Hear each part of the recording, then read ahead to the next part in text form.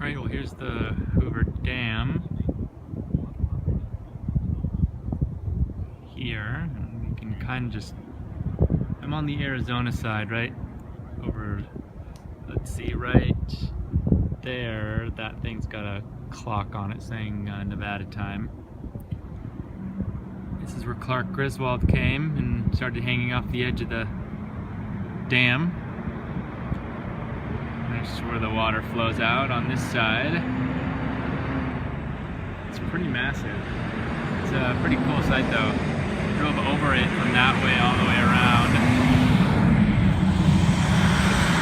Top of that over here, kind of around the corner where that bus is.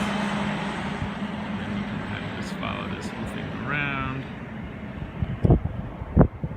So it's probably getting in and back up the hill, and I'm parked right over.